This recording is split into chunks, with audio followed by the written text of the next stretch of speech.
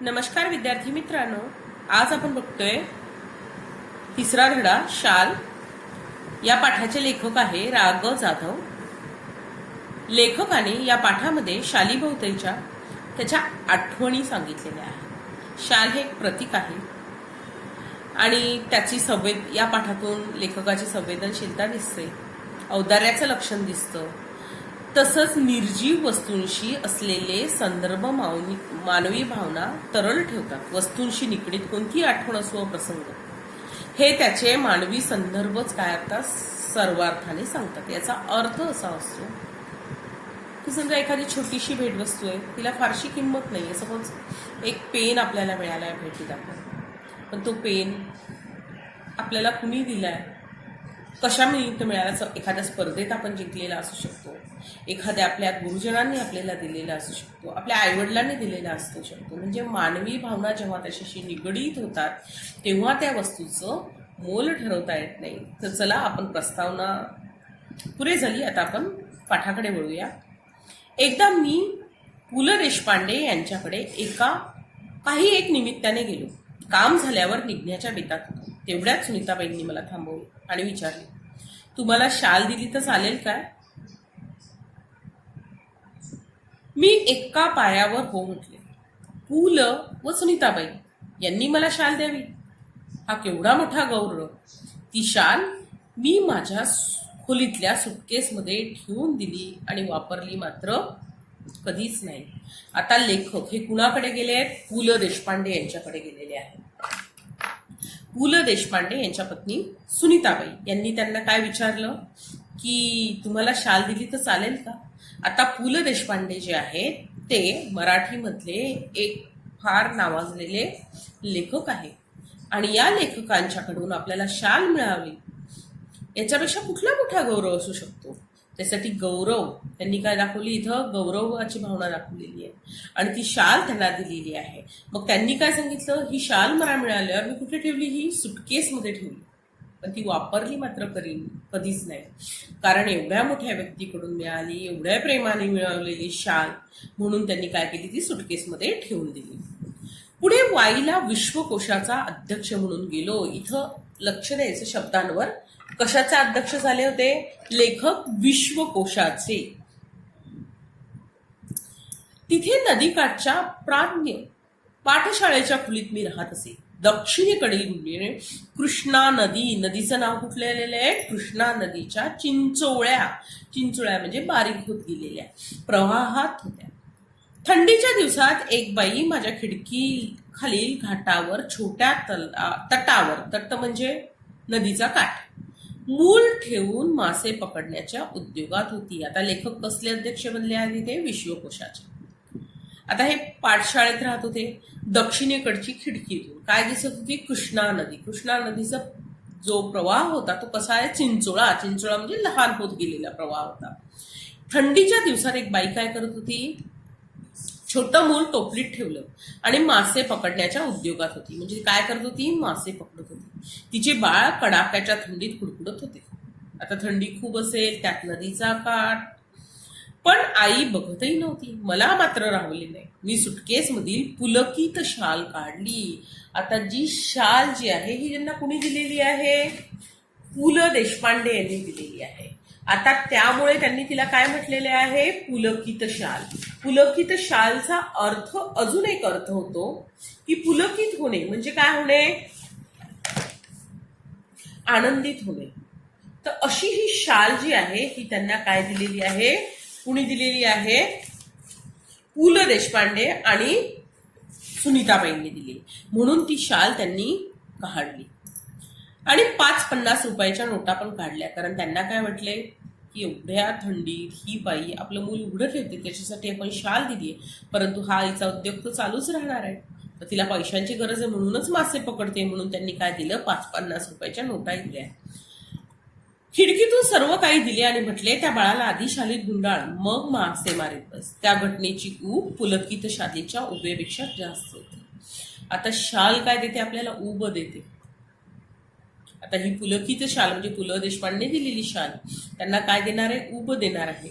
परंतु आता ही त्या बाईला दिलेली शाल आहे, ही कशाने दिलेली आहे? यामध्ये लेखकाचं औदार्य दिसते, संवेदनशीलता हा त्याचा गुण दिसतो.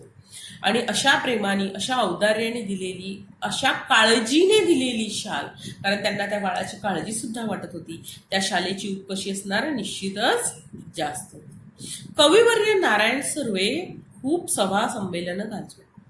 पुढे ते साहित्य संमेलनाचे अध्यक्ष झाले. परिणामतः त्यांच्या कार्यक्रमांना अहोरात्र भरतीच असेल. प्रत्येक कार्यक्रमात सन्मानाची शाल, श्रीफळ त्यांना मिळत राहील. एकदा मला म्हणाले, या शाली घेऊन मी आता शालीन म्हणून आलेलो आहे. आता हे कविवर्य नारायण सुर्वे हे मराठीतील फार मोठे कवी आहेत.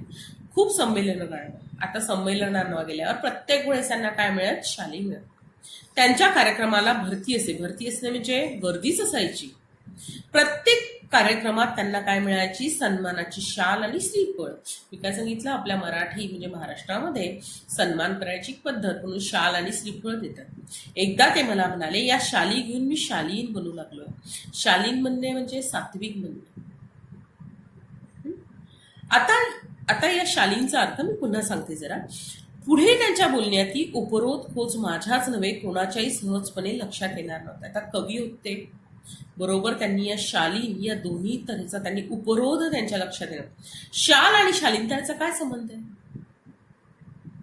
काय संबंध आहे? शाल आणि आपण सात्विक आहोत. आता मी तुम्हाला शालीन या शब्दाचा अर्थ सांगण्याआधी याचा विरुद्ध अर्थ सांगते. शालीन नसणं म्हणजे काय असतं? उर्मट असणं, गर्विष्ठ असणं, घमंडी असणं. हे कुठलेच गुण नारायण सुर्वे यांच्यामध्ये नाहीये. त्यांच्यामध्ये काय आहे? सात्विकपणा आहे. मग तो शाली गेल्यामुळे आला असं नाहीये. त्यांच्यात मुळातच तो गुण आहे. म्हणजे शाल आणि शालीनता याचा काहीही संबंध नाही. खरी शालीनता शालीविना शोभते. त्याच्यासाठी काही तुम्हाला शालीची गरज नसेल. मुळातच सर्व शालीन. शालीच्या आवर्षणाखाली शालीनता हरवली नाही.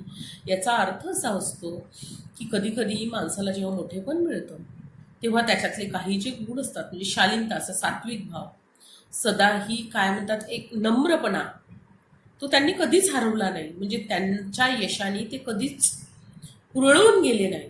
त्यांच्यातला तो शालीनपणा त्यांनी कायमच टिकवला. आणि शीनही झाला नाही. शीन म्हणजे कमी सुद्धा झाला नाही. ते होते तसेच राहिले. मी कवियरांना म्हटलं, शालीमुळे शालीनता येत असेल तर मी कर्जबाजारी होईल. आता हेही लेखक आहेत मोठे, त्यामुळे त्याचा उपरोध त्यांना जाणवला. भिकेला लागेल पण शेकडो शाली खरेदी करून लोकांना काय देईन? एक एक शाल करून वाटेल. यावर शालीन कवी मनापासून हसला. आणि तो कवी काय केला? मनापासून हसला. मला स्वतःला शालीन व्हायचं नाही, तर मी या समाजाला सुद्धा कर्जबाजारी होऊन सुद्धा शालीन वाटेन असं म्हटलं. आणि याच्यावर तो श्रवी हसला. शालीमध्ये शालीनता येते का? माझ्या प्रश्नाचे होते जाते असेच आहे. जाते का होते? मी तुम्हाला सांगते जाते का म्हटले असेल लेखकाने इथे. कारण जेव्हा आपल्याला खूप सन्मान मिळतात, आपण जेव्हा एक यशाची उच्च पायरी गाठतो, तेव्हा काय होतं? कुठेतरी अहंकार माणसाला शिकतो, कुठेतरी गर्विष्ठपणा येतो, कुठेतरी अहम भाव त्याच्यामध्ये डोकावतो. तर खरं हे डोकावू नये, परंतु हे बरेच वेळा होतं. म्हणून त्यांनी काय म्हटलं? शालीनता जाते. सन्मान करण्याच्या रूपाने आपण खरे तर शालीन जग गमावून बसण्याचाच धोका आहे. मग आता आपण या पाठामध्ये काय बघितलं? पुलकित शाल झाले होता वाई. काय झाले होते? ते विश्वकोशाचा अध्यक्ष. तिथं काय बघितली? तिथे नदी कुठली होती? कृष्णा नदी. मासे पकडणारी बाई. काय पकडत होती? मासे. बाळ काय होतं? तिच्याकडे काय होतं? बाळ. बाळ काय होतं? थंडीत कुडकुडत होतं. बाळ काय होतं? थंडीत कुडकुडत होतं. ते लेखकाने बघितलं आणि त्याच्यातली औदार्य, संवेदनशीलता,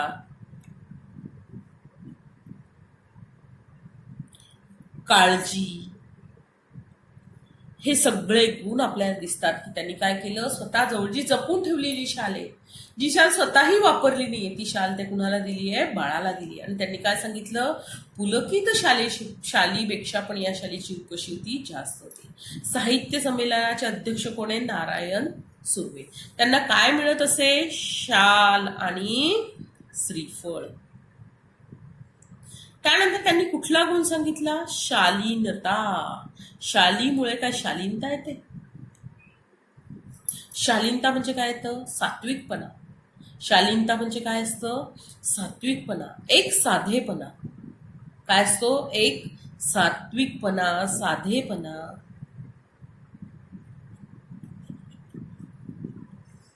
याच्या विरुद्ध सांगितलं मी तुम्हाला, उर्मटपणा, अहंकार, हे सगळे गुण शालीनतेच्या विरुद्धार्थी. तर ही शालीनता काय शालीमुळे येत नाही. उलट लेखक काय म्हणतो, ती जाते.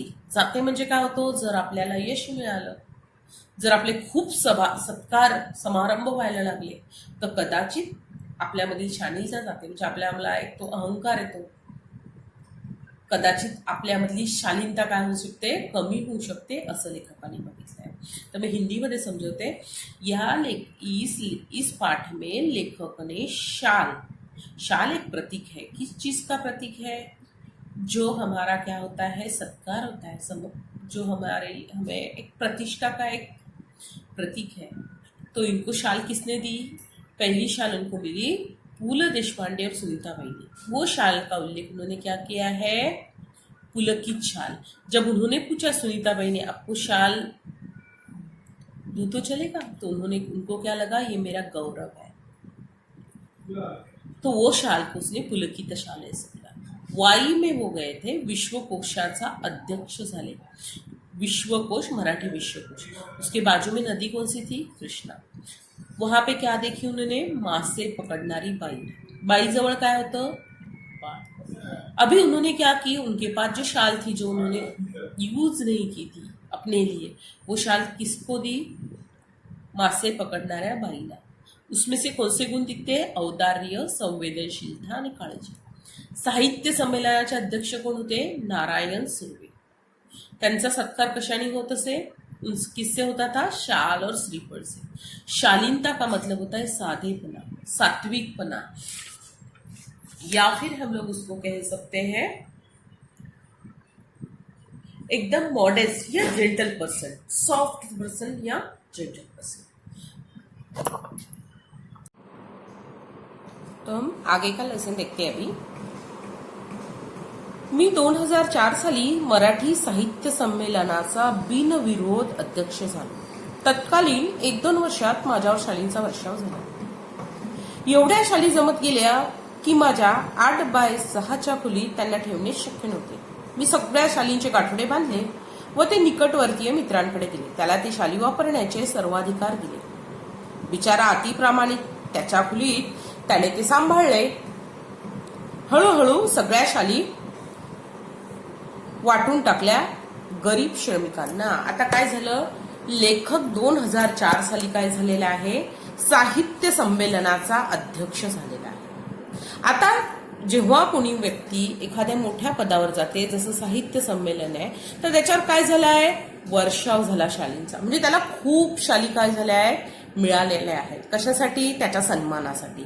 मग आता यांनी काय केलं, याची खोली कशी होती, छोटी खोली. खोली कशी आहे त्याची, अगदी छोटी. किती आहे त्याची, 8x6ची खोली, 8 फूट बाय 6 फुटाची खोली. त्या खोलीमध्ये एवढ्या शाली ठेवणे शक्य नव्हते. म्हणून त्यांनी काय केलं, त्या शाली सगळ्या कुणाला दिल्या, मित्राकडे ठेवायला दिल्या आणि त्याला वापरण्याचे सर्वाधिकार दिले. सर्वाधिकार दिले म्हणजे काय केले, की तू वापर, तुला हव्या तर वापर, तुला वापरायच्या आता. परंतु तो कसा होता, अतिप्रामाणिक. अतिप्रामाणिक म्हणजे त्याला सांगितलं की बाबा तू वापर, तरी त्यांनी वापरल्या नाही. त्याच्या छोट्याशा खोलीतही त्यांनी ते सांभाळले. आता त्यांनी काय केलं, याच्या खोली आपल्या मित्राच्या सगळ्या सांभाळून घेतल्या. म्हणजे काय झालं, अध्यक्ष झाल्या, शालींचा वर्षाव मिळाला. पण खोली किती होती, खूप छोटी होती, 8x6ची. म्हणून त्यांनी मित्राकडे ठेवायला दिल्या आणि मग मित्रांनी त्या व्यवस्थित सांभाळल्या. मग त्यांनी काय केलं, हळूहळू त्या शाली गरीब श्रमिकांना दिल्या. बघा, इथं गरीब आणि श्रमिक नाही दिलं, त्यांनी गरीब श्रमिकांना दिल्या. म्हणजे त्यांनी काय केलं, त्या शाली, इथे कॉमा पण नाही, गरीब श्रमिकांना म्हणजे श्रमिक म्हणजे जे श्रम करतात ते, पण तरी त्यांची परिस्थिती कशी आहे, गरीब आहे, अशा लोकांना त्यांनी त्या शाली दिल्या. लेखकाचा हेतू यासाठी असेल गरीब श्रमिकांना द्यायचा, की जे श्रम करतात परंतु तरी सुद्धा ते गरीब आहे. तर अशा लोकांना जर आपण एखादी वस्तू दिली तर त्याला त्याची काय राहते, किंमत राहते. म्हणून त्यांनी कुणाला दिल्या, गरीब श्रमिकांना दिल्या. नंतर आता पुढे बघूया आपण. तो आप इसमें समझ में आएगा, इसमें ध्यान में क्या रखना है, 2004 में साहित्य संमेलनाचे काय बघितले, अध्यक्ष. ते कसे बोले, बिनविरोध. खोली किती होती, 8x6ची. कुणाकडे ठेवायला दिल्या शाली, मित्राकडे. फिर उनके ऊपर क्या हुआ, शालींचा वर्षाव. क्यों हुआ, क्योंकि वह साहित्य सम्मेलन के क्या बने, अध्यक्ष। रूम छोटी थी, इसके लिए फ्रेंड के यहाँ दिया। उन्होंने भी वो यूज नाही किया, तो उन्होंने क्या दिल्या, कुणाला दिल्या, त्या गरीब श्रमिकांना त्या शाली दिल्या। आता पुढे बघूया। या सुमारास मी शनिवार पेठेतील ओंकारेश्वर मंदिराच्या पुलावर बहुधा रोज संध्याकाळी जात असेल। तेथील कट्ट्यावर बसणे मला आवडत असे। एक दिवस काय घडले, कडक थंडीच्या दिवसात एक म्हातारा अशक्त भिक्षेकरी कट्ट्याला लागून चिरगुटत पांघरून कुडकुडत बसल्याचं मला बघितलं। आता याचा आवडती गोष्ट कुठे ती, बहुतेक ओंकारेश्वर मंदिर। बघा आता शनिवार पेठेतील ओंकारेश्वर मंदिर त्याच्या असे तेथील कट्ट्यावर बसणे याला आवडत। कुठे बसणे आवडत त्याला, कट्ट्यावर। आता एक दिवस काय घडले, थंडीचे दिवस असतील आणि एक म्हातारा कसा होता, चिरगुटे पांघरणारा, आणि तो अजून कसा होता, अशक्तही होता। आता हा म्हातारा चिरगुट पांघरून बसला होता, अध्यक्ष नाही, अशक्त होता आणि कुडकुडत बसल्याचे। त्या दुसऱ्या दिवशी हा घरी गेला। आता त्याला वाटले माझ्याकडे एवढ्या शाली आहे, हा बिचारा म्हातारा, याला आपण शाली द्याव्यात, म्हणून त्यांनी काय केलं, 2 शाली घेऊन आल्या। तो म्हातारा होताच, त्यांनी त्याला नमस्कार केला। आणि पुढे 4-5 दिवस मला काही कामांमुळे संध्याकाळी ओंकारेश्वरला जाण्याची उसंत लाभली नाही। उसंत म्हणजे वेळच मिळाला नाही त्याला, की रोज संध्याकाळी जमदा फिरायला जात होता, तर त्या दिवशी काही झाला नाही। त्यानंतर मी नेहमीप्रमाणे ये-जा करतच होतो। एक दिवस त्या भिक्षेकऱ्याची आठवण आली। आता एक दिवस त्याला आठवलं, आपल्याला कोणी काही दिलंय, चला बाबा आपण कोणाला काही दिलं तर ते वापरतो का, वापरलं तर आपल्याला छानच वाटतं, म्हणून याला पण त्याची आठवण आली की चला मी त्याला काय दिल्या होत्या, शाली दिल्या होत्या। तो नेहमीच्या ठिकाणी तेथील पुलावर चक्कर मारावी म्हणून मी उठलो आणि पुलावरून चालू लागले। आता चला थोडंसं चालूया पुलावर। पुलाच्या मागच्या मध्यावर तो भिक्षेकरी मला दिसला।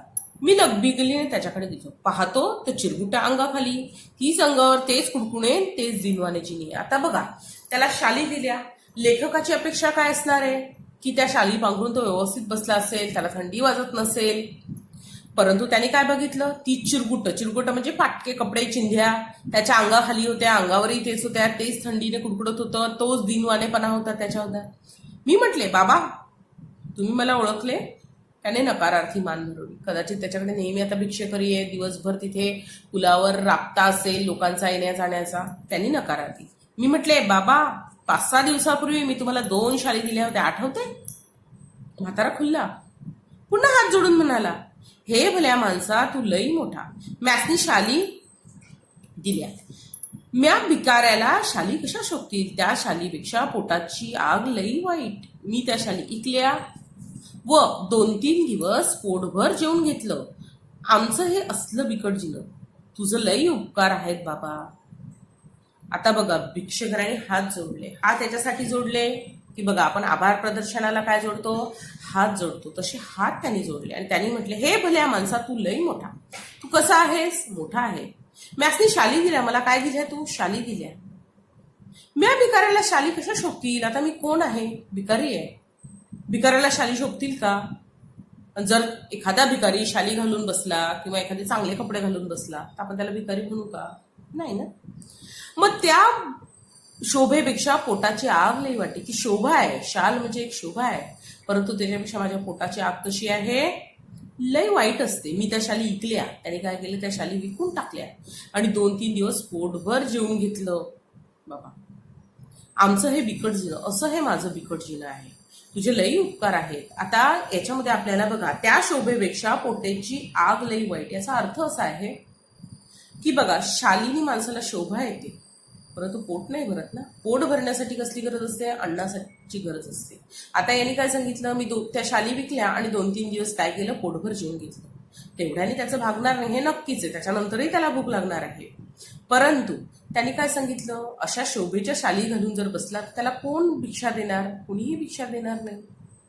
आणि त्याच्यावरून तो सांगतोय की पोटाची आग कशी असते, वाईट असते, म्हणजे रोजच्या जगण्यासाठी त्याला काय मागावं लागते, भीक मागावं लागते। त्याला शोभेच्या शालीची गरज नाही आहे, रोजच्या त्याचं पोट भरलं पाहिजे एवढं त्याला मिळवता आलं पाहिजे। असं आमचं बिकट जीवन, तुझं लई उपकार आहेत बाबा। शालीची शोभा ऊब आणि पोटाची आग आणि अन्नाची ऊब। आता बघा, शालीनी काय मिळते, शोभा मिळते, शाल पांघरल्यावर म्हणून छान दिसतो, ऊबही येते। बघा आपण शाल घेतली का अंगाला ऊब येते। व पोटाची आग आणि अन्नाची ऊब. आता पोटाची आग म्हणजे आपल्याला लागणारी भूक आणि अन्नाने मिळणारी ऊब ही काय आहे, नक्कीच शालीनी मिळणाऱ्या उभेपेक्षा खूप जास्त आहे. कारण अन्न खाल्ल्याने आपल्याला ऊर्जा मिळते, पोट भरतं, समाधान होतं आणि जगण्यासाठी आवश्यकही असतं. शाल फक्त शोभा देतात, परंतु अन्न काय देतं, आपल्या पोटाची आग शांत करतं आणि अन्नाची ऊब देतं. भुकेल्यांना अन्न द्यावे, तहानलेल्यांना पाणी द्यावे आणि हेही जमत नसेल तर अभाग्याने सन्मानाच्या शाली द्याव्या. मग लेखक काय म्हणतो, भुकेल्यांना काय द्यावे, तुम्ही अन्न द्या, तहानलेल्यांना पाणी द्या आणि हेही जमत नसेल तर अभागी लोक जे आहेत त्यांना तुमच्या सन्मानाच्या ज्या शाली आहेत तुमच्या घरात पडलेल्या असतील त्या तुम्ही नक्की द्या. मला वाटतं हा पाठ तुम्हाला चांगला समजला असेल. त्यातील आपण मेन मुद्दे पण बघितले बघा. शनिवार पेठ, कट्टा, ओंकारेश्वर मंदिर. तिथं काय दिसलं त्याला, अशक्त म्हातारा दिसला. काय पांघरली होती, चिरगुट. कसा होता, अशक्त. त्याला काय दिल्या, 2 शाली. पण शाली पांघरल्यावर काय झालं, 2 दिवसांनी त्याच्या अंगावर शाली होत्या का, मी मुद्दामून प्रश्नचिन्ह दिलं नाही. तर त्याने काय केलं, शाली विकून टाकल्या आणि 2-3 दिवस चांगलं जेवण घेतलं. आणि त्यांनी एक खूप मोठं वाक्य बोललंय, तो शोभेपेक्षा पोटाची आग लई वाईट असते. म्हणजे काय असते, आपल्याला शोभा ही वेगळी असते, पण पोटाची आग म्हणजे अन्नाची जी ऊब असते किंवा पोटाला जी भूक लागते ती फार मोठी असते, तेही त्यांनी सांगितलेलं आहे. आणि लेखकाने भुकेलेला अन्न द्यावे, तहानलेल्याला पाणी द्यावे आणि ही जमत नसेल तर अभाग्याला शाली द्यावा. आता मी पुन्हा एकदा लेसन तुम्हाला, पुन्हा आपण पहिला लेसन आपण हिंदीमध्ये बघितला होता, आपण हिंदीमध्ये आता पुन्हा बघूया. 2004 में लेखक क्या बने, साहित्य सम्मेलन के अध्यक्ष बने. उनके ऊपर क्या हुआ, वर्षा हुआ, किस चीज का, शालीचा. लेकिन उनकी खोली कैसी थी, बहुत छोटी थी, 8x6 की. तो उन्होंने सब उनकी जो शाल है वो पूरे मित्रांकडे, मैं मराठी हिंदी इसके लिए बोल रही हूँ क्योंकि देखो हमें आंसर मराठी में ही लिख रहा है, कुठे दिले, मित्रांकडे. फिर उन्होंने वो शाली किसको दी है, गरीब और श्रमिक. फिर लेखक कौन चाहता था, उसकी जो फेवरेट प्लेस थी फिरने की वो क्या थी, शनिवार पेठ में ओंकारेश्वर मंदिर है, उधर एक पुल है, वहां पे कट्टे पे बैठना उसका एक उसकी फेवरेट प्लेस थी. वहां पे उसने क्या देखा, एक दिन एक म्हातारा बघितला, मीन्स एक बूढ़ा पर्सन देखा. वो कैसा था, अशक्त, बहुत वीक था और चिरकुटे, मतलब उसने फटे पुराने कपड़े पहने थे पूरे और उसको बहुत ठंडी लग रही थी. तो उन्होंने क्या किया, घर जाके उसको 2 शाल दी. लेकिन जब वो 5-6 दिन के बाद उनको मिले तो उनके पास शाल थी क्या, वो जो वृद्ध गृहस्थ थे उनके पास शाल नहीं थी. उन्होंने वो शाल बेच दी और उससे 2-3 दिन खाना खाया. और लेखक को एक बताया कि शोभेपेक्षा पोटाची आग लई भारी असते. मतलब शाल से तो हम लोग खाली अच्छे दिखते हैं, लेकिन अन्न से हमारी भूख जाती है. और लेखक ने बोला है कि शालीची शोभा आणि ऊब, शाल से क्या मिलती है, हमें अच्छे दिखते हैं और गर्मी भी लगती है, लेकिन उससे ज़्यादा बड़ी होती है हमारी पेट की जो भूख होती है, वो भूख और जो हम लोग फूड खाते हैं, अन्न खाते हैं, उससे मिलने वाली ऊब यानी उससे मिलने वाली गर्मी बहुत बड़ी होती है. इस तरह से ये बहुत इजी और छोटा लेसन है. इसके बहुत सारे आंसर ऑलरेडी मैंने जब एक्सप्लेन किया तब दिए हैं, तो आप ये आंसर उसमें कृति कंप्लीट कर दो यहाँ पे. और समानार्थी शब्द दिए हैं इसमें, देखो यहाँ पे अर्थपूर्ण शब्दकला, जवळपास, उलट, तपासनी, अभी ये हम लोग देखेंगे. और लिंग बदला देखा, यहाँ ते कारण शोधून दिलेली आहे, त्याच्यानंतर आकृतिबंध दिया है. मोस्टली क्वेश्चन मैंने जब एक्सप्लेन किए तो सारे क्वेश्चन के आंसर एक्सप्लेनेशन में आए इस तरह से बताया है. तो आप इसको फाइंड आउट किए सारे आंसर. आपको कुछ क्वेरी है तो you can ask me in comment box. तर हा धडा तुम्हाला छान समजला असेल तर नक्की माझा चॅनल सबस्क्राईब करा. आपण आता 2 संतवाणी आणि 1 शाल हा लेसन बघितला. अशाच तऱ्हेने आता आपण दुसऱ्या विषयाची आपण सुरुवात करूया. धन्यवाद. थँक्यू.